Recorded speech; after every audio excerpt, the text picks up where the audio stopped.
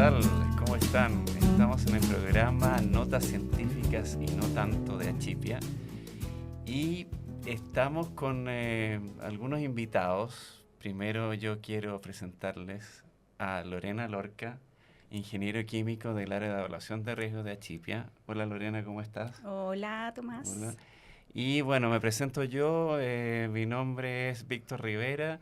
Soy el coordinador Espera. ¿Qué? ¿Cómo? ¿Tú no eres Víctor Soy Rivera? Víctor Rivera. No. ¿Cómo? No. Tú tienes que presentar a Víctor Rivera. Perdón. Yo soy Víctor Rivera. Me pillaron, la verdad. Bueno, la verdad es que soy Tomás Bío. Nos quería hacer un fraude. Quería hacerles un fraude y justo ese es el tema del que vamos a hablar ahora. Así que yo les voy a contar un poco de qué se trata el fraude alimentario. El fraude alimentario es un problema global que genera pérdidas cercanas a 40.000 millones de dólares al año y que también puede afectar la salud pública. Entre las prácticas más comunes se encuentran el vender un producto a menor valor como si fuera otro más caro, diluir alimentos agregando sustancias como agua, jarabe de maíz, por ejemplo, entregar información falsa en el etiquetado o utilizar compuestos químicos para modificar artificialmente las características de los alimentos. Las consecuencias pueden ser importantes tanto para la salud como la economía, ya que los consumidores pueden ingerir sustancias no declaradas y se deteriora la confianza en el mercado alimentario. En Chile se han registrado casos emblemáticos como el de las galletas Cómpeta en 1991, donde se adulteraron los ingredientes o la venta de caballa enlatada como si fuera jurel. Estos episodios muestran que el fraude alimentario, eso lo de la caballa enlatada y como si fuera jurel fue hace muy poco, y estos episodios muestran que el fraude alimentario sigue siendo un desafío que requiere mayor fiscalización, transparencia en la producción y consumidores más informados. Entonces, por eso yo quiero darle la palabra a Lorena Lorca para que ella le pregunte al verdadero Víctor Rivera, que es el coordinador del área de asuntos internacionales y regulatorios de Achipia, para que él cuente qué pasa con el fraude alimentario. Oye, nos diste un muy buen marco con todo lo que nos estabas contando. Así que, bueno, Víctor, cuéntanos un poco más también todas estas definiciones de fraude, porque yo creo que uno se vuelve un poco loco entre fraude, adulteración, adición. Cuéntanos un poquito más. Sí. ¿Qué se está haciendo además por eso? Perfecto. Sí, el fraude alimentario es adulterar intencionalmente un alimento para engañar al consumidor y algo muy relevante, que es un componente del fraude alimentario, para sacar una ventaja económica. Es decir, alguien de manera intencional, ¿sí? O alguien malacatoso, de una manera intencionada, o una empresa o cualquier persona que adultera un alimento, ¿sí? Ya sea porque le cambia las características, le saca un ingrediente, adiciona otros ingredientes que no deberían ingresar al alimento, o porque modifica su etiqueta, ¿sí? Modifica lo que se informa al consumidor para demostrar otras características que ese alimento en verdad no tiene, ¿sí?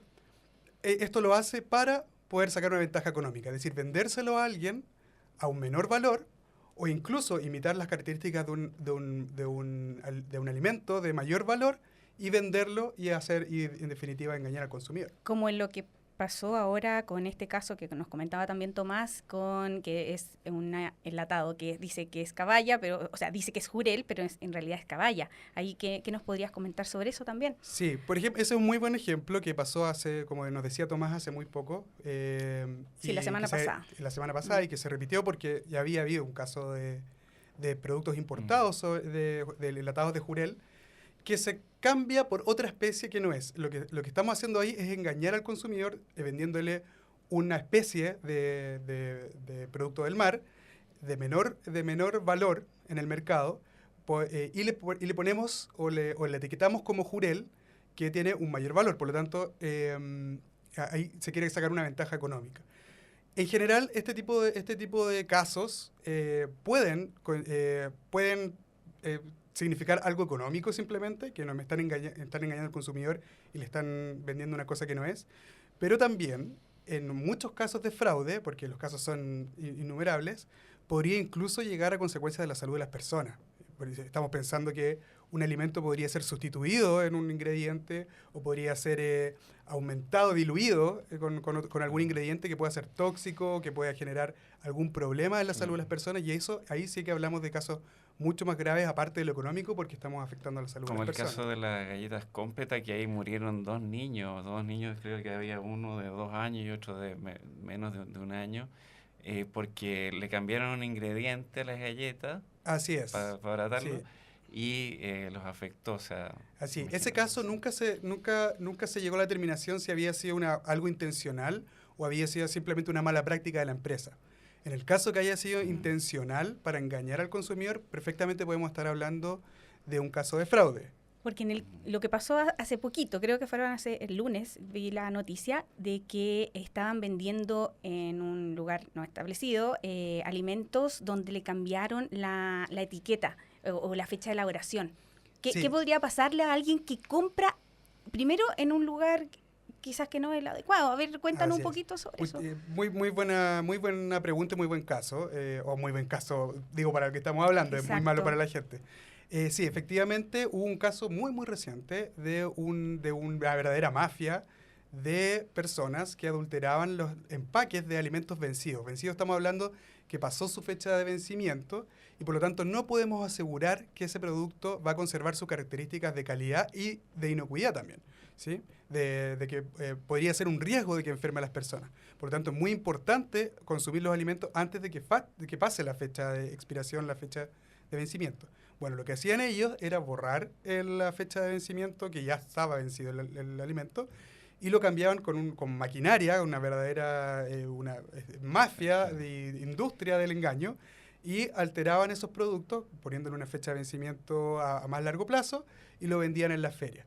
Eso, que es un engaño al consumidor, porque esos alimentos deberían haber sido retirados del mercado, ya no se pueden vender como alimento, ya no son un alimento, se vendía en ferias y con las consecuencias que podría traer eso, ¿sí? Con las consecuencias, unos alimentos son más riesgosos que otros, pero siempre debemos comprender que hay que las regulaciones que se fijan en el país para proteger la salud de las personas, hay que cumplirlas, y eso claramente no está cumpliendo con la regulación que está establecida.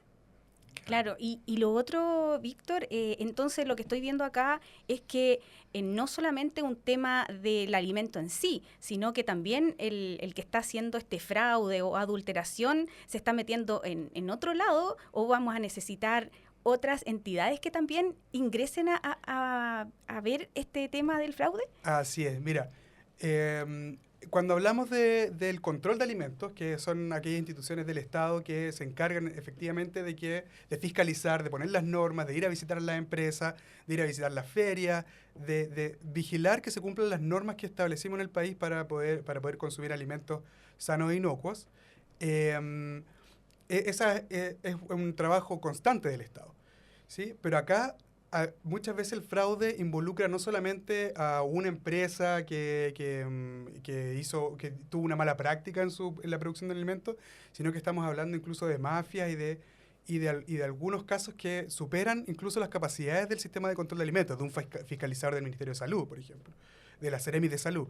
Y por lo tanto, se requiere una acción mucho más coordinada para poder enfrentar estos casos. Hemos visto que en la televisión hemos visto muchos casos donde se involucran los municipios, se involucra a las policías, se involucra a la PDI para desbaratar bandas criminales, se involucran otros estamentos del Estado, que es súper importante que estemos bien alineados para poder hacer frente a esto. El CERNAC, por ejemplo, tiene un rol súper importante que es la primera cara visible de los consumidores para poder hacer reclamos, para poder alertar que hay algo que no está ocurriendo bien y así activar las coordinaciones necesarias para que los estamentos del Estado puedan proteger no solamente el tema económico, que acá está muy presente, pero también la salud de las personas en caso de que puedan haber estos otros casos que les digo yo que la sustitución o el engaño puede generar un problema de salud. Ujú. Por Oye, caso de ¿Y sustancias qué rol tóxicas. cumple Achipia en ese caso? O sea, ¿cómo está funcionando Achipia en temas de fraude? ¿O con quién está trabajando en este momento? Así, ¿Cómo- para los que están escuchando este programa, Achipia es una institución del Estado que pertenece al Ministerio de Agricultura, pero que tiene un mandato de trabajar con todos los otros ministerios que tienen que ver con alimentos. Por lo tanto, hemos tomado un rol, a raíz de todos los casos que han surgido y de la importancia del tema, un rol bien importante en la coordinación. Y tenemos una mesa de trabajo junto al Ministerio de Salud, junto al Servicio Agrícola y Ganadero, Servicio Nacional de Pesca y Acuicultura, que son lo que nosotros llamamos Sistema de Control de Alimentos, que son los que fijan todas las normas y fiscalizan, ¿no es cierto? Van a las empresas, etcétera. Eso es como núcleo principal. Pero además hemos incluido en esta coordinación a aduanas, hemos incluido a la PDI, a la Policía de Investigaciones, al Ministerio Público, porque muchos de estos casos pueden incluso perseguirse hasta sanciones penales. Claro. ¿Sí? Si bien en nuestro Código Penal no tenemos descrito el tema de fraude alimentario, sí tenemos descrito la adulteración que puede causar algún problema de salud pública o que puede alterar las características de un producto alimenticio. Y por lo tanto, de cierta manera está recogido en nuestro Código Penal y puede llegar a sanciones de esa naturaleza. Entonces, es muy importante que haya una coordinación, porque estos casos hay que perseguirlos con todas las atribuciones que tienen las herramientas del Estado. A veces supera las capacidades que puede tener un fiscalizador en su camioneta tratando de desbaratar una banda criminal, y por lo tanto hay que involucrar a otros estamentos. Sí, y eso quiero destacar, la actividad que realiza Achipia como el articulador, el conector con todos estos otras instituciones, porque no solo es el trabajo de difusión, elaborar una norma, ¿cierto? Pero este trabajo articulador es fundamental y no hay otra institución que la haga. Y yo creo que eso lo destaco así con un destacador rosado. Sí, y eso da cuenta de que el Estado está preocupado de estos temas, porque pueden afectar al bolsillo de la población, puede afectar también a sus derechos como consumidor. Es decir, cualquiera que compre un producto en cualquier parte establecida tiene el derecho a recibir por lo que está pagando, lo que se comunica en la etiqueta. Y en ese caso, Víctor, nosotros iniciamos el podcast en donde Tomás nos quería hacer fraude y quería pasar por ti, te quería suplantar. Yo me di cuenta, porque te conozco a ti y conozco a Tomás, pero un consumidor cuando toma un producto, ¿cuál podría ser? Yo sé que entiendo que son muchos los alimentos, pero ¿qué medidas podría tomar para reducir el riesgo de poder tomar o de consumir un producto que esté adulterado? Perfecto, sí. Bueno, como tú dices, los casos de fraude son múltiples y hay productos que por su naturaleza son más sujetos de fraude, ¿sí? Tenemos los casos de la miel, la adulteración de miel cuando se le agregan jarabes, se le agrega azúcar, ¿cierto? Eso ya deja de ser miel, tal y como la conocemos, va perdiendo las características propias de la miel. Tenemos los casos del aceite de oliva, los casos de los aceites refinados, que en varias partes del mundo es importante, los casos bueno, estábamos hablando de la caballa y del pescado, ¿no? Que los productos del mar, los moluscos también son hartos sujetos de fraude, el café, el té. Bueno, hay hartos productos que pueden ser sujetos. Hubo un caso del café, ¿no es sí, cierto? Sí. El café que los empaquetaban en otro que sí. Era café robado, que lo empaquetaban en otros empaques que no tenían nada que ver con los que habitualmente usa la marca. Y las formas de hacer fraude son diversas y son a veces bien complejas. Entonces, hay productos que uno puede notar más que otros. Por ejemplo, el caso de la miel, cuando se adultera con jarabe, muy fácil ver que la miel verdadera cristaliza. La miel verdadera, ¿no es cierto?, adquiere una configuración mucho más densa, ¿sí? El caso cuando es alterada por jarabes de azúcar, queda mucho más líquida y cuesta que cristalice, ¿no es cierto? Es una forma visual que tienen las personas de poder darse cuenta. O cuando uno agrega agua, es muy fácil que la miel adulterada se disuelva fácilmente porque contiene azúcares que no son propios de la miel, ¿sí? Ese tipo de cosas pueden darnos cuenta de que algo raro está pasando. Pero como es tan difícil para una persona porque no tiene un laboratorio, generalmente estas cosas se ven con laboratorios, ¿no es cierto?, instituciones que tienen pruebas mucho más sofisticadas y complicadas para poder detectar efectivamente si eso está adulterado. Si el consumidor tiene la sospecha, Eso, ¿qué vamos a hacer? ¿Qué hacemos? Es recurrir a los canales que hoy día tiene el Estado para poder denunciar este tipo de casos, en el caso de los alimentos. ¿Cómo cuáles? ¿Cuáles son esos canales? Tenemos, por ejemplo, las OIRS, las oficinas de información de las Seremis de Salud, de las Secretarías Regionales Ministeriales de Salud, en cada una de las 16 regiones del país, en donde uno puede, por ejemplo, la miel adulterada o cualquier otro producto que uno piense que no era el empaque correcto, que parece que algo le borraron, que en el caso si estamos comprando productos del mar, por ejemplo, que un pescado tiene un olor raro, que pareciera que está pasado, que los ojos no son brillantes. Creo que hablaron ustedes en algún podcast de las características del pescado no fresco. Sí. Bueno, a veces pasa que hay bandas criminales que roban estos productos, los empacan nuevamente con otras fechas de vencimiento, o ha pasado mucho tiempo y los venden en feria y por cometer un caso de fraude podrían incluso afectar la salud de las personas. Hablé de la Seremi de Salud, sí, pero también quería hablar, y algo dije, del CERNAC, que también es un muy buen aliado de los consumidores, donde uno puede acercarse o por la web o las vías que tiene el CERNAC habilitadas y hacer las denuncias. Lo importante es que concurran a algún estamento del Estado que encargado del tema de alimentos para que así podamos activar las coordinaciones necesarias. En ciertos casos donde, por ejemplo, el caso del café, muy emblemático también, que se vendía en feria, se alertó al CERNAC y el CERNAC activó toda una serie de comunicaciones con aduana, con las Seremis de Salud, con las policías, y se logró incautar y se logró llegar hasta esos casos. Entonces, son tan diversos que va a requerir la acción de múltiples estamentos para poder llegar a esos casos. Son bastante creativos. Y, por ejemplo, si me enfrento a comprar un aceite de oliva a un precio X que lo encuentro en el supermercado, por ejemplo, 1 litro me sale 8.000 pesos y me lo están vendiendo a 3.000. ¿Podría ser un factor para la persona? Lo estoy comprando en la feria. Claro, o sea, es muy importante que los consumidores también tengan claro que una forma de asegurarse de no comprar un producto fraudulento es comprar en el comercio establecido, ¿sí? En ferias que están establecidas, ¿no es cierto? No los coleros, por ejemplo, que a veces uno no sabe la procedencia de la procedencia ni de dónde claro. vienen, Sí. ¿sí? Comprar en lugar establecido.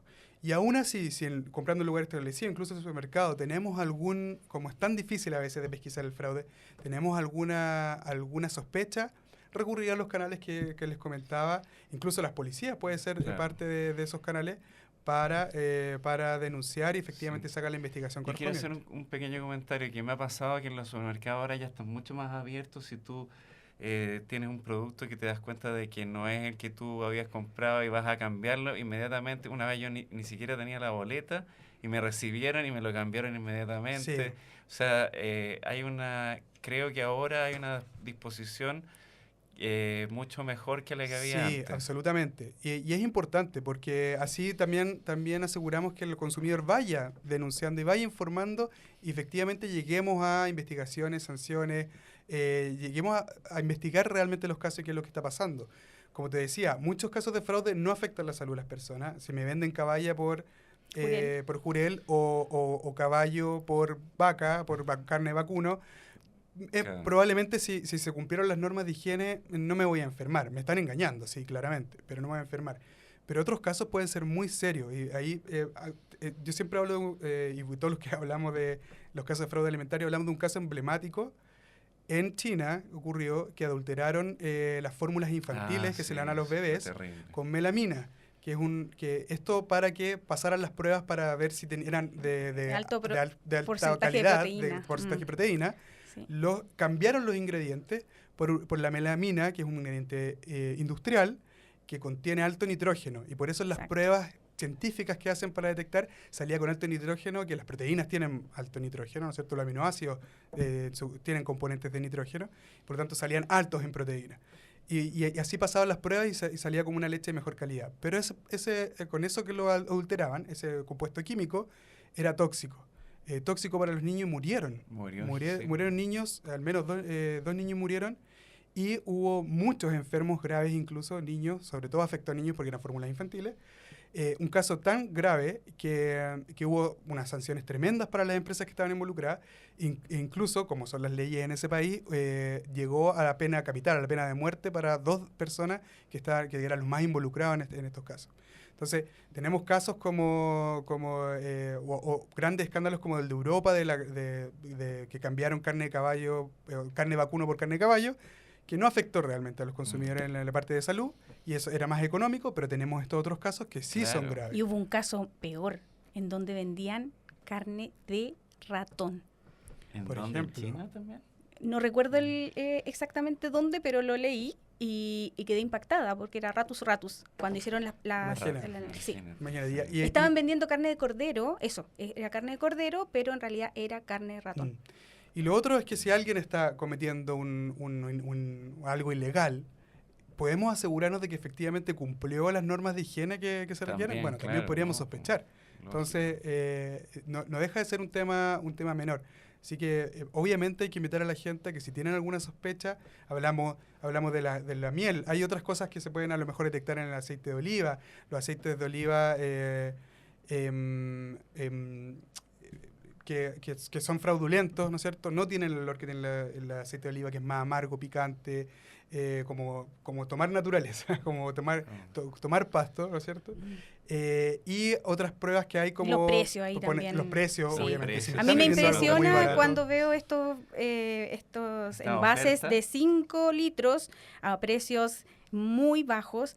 Yo obviamente digo, no, tengo una sospecha. Claro. Lo siento, tengo la sospecha porque... Y a veces yo le doy estos tips, o por ejemplo que metan el aceite al refrigerador y si no se pone denso, pues si se mantiene líquido puede ser un aceite alterado porque pero ese tipo de cosas no toda la gente las maneja. Claro.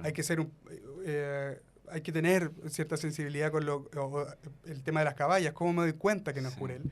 Es difícil, pero cuando tenemos alguna sospecha, lo más importante es que las autoridades competentes se hagan cargo de eso. Y lo otro es un tema con la fecha de vencimiento. Por ejemplo, yo he visto supermercados que te bajan unos chocolates carísimos, te los bajan mucho, y es cosa de fijarse que ponte tú el chocolate vence el otro día. Pero entonces, eso está regulado. No sé si... Sí, claro, pero es como... Pero nos da el pie para que claro. siempre fijarse la fecha. Fijarse en eso, claro. Sí. Fijarse qué raro. Mi hijo siempre cuando le entrego algo me pregunta, ¿está, cómo me dice? Me dice así como, ¿está bueno, mamá? Sí. ¿Y la fecha de vencimiento? Y siempre lo revisa. Siempre. Sí. Sí, mi hijo también. ¿No está vencido? Y esto no es solo un problema de Chile, es un problema mundial. Es un problema mundial. Es un problema mundial. Hay grandes industrias de la falsificación, no solo de alimentos, de todo, pero en el caso de los alimentos. Y también es súper importante todo el trabajo que hace aduanas, que hace el SAC en las fronteras, que hace el Ministerio de Salud, a las Seremi de Salud en las fronteras, ¿cierto? O al ingresar o al importar productos el Ministerio de Salud. Para también ir detectando esos casos. Por lo tanto, yo creo que al final es una invitación para que todos los que estamos involucrados en el tema de alimentos, los consumidores, la academia, los estamentos del Estado, actuemos de forma coordinada. Sí, claro. Y quiero sumar algo, porque cuando tú dijiste los consumidores, de hecho, las últimas noticias que han aparecido generalmente han sido consumidores que han hecho el aviso a las policías, a la prensa. Así que si alguno de ustedes que nos está escuchando y ha visto algo parecido o tiene alguna sospecha, es mejor informar de estos casos, porque cualquiera de su familia podría consumir un alimento que a la larga o en ese mismo momento se puede intoxicar o puede venir algún problema.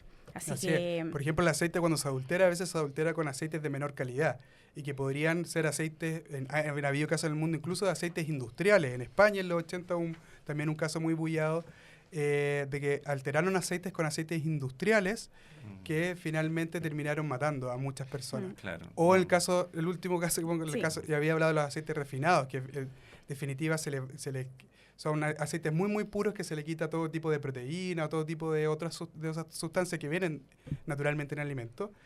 Pero hay personas que son alérgicas a ciertas proteínas. Claro. Por ejemplo, en el caso de la soya, por ejemplo, un aceite refinado de soya, si es adulterado y no es exactamente refinado, me lo quieren vender como refinado, pero es de menor calidad, si yo tengo una alergia a la proteína de la soya, podría causarme un grave problema. un grave claro, problema, sí. casos bien severos. Entonces, a estar alerta. Sí. ¿Cuál? Oye, disculpa, ¿sabes qué? Es que ¿cuál sería el último mensaje? El último mensaje, sí. El último mensaje.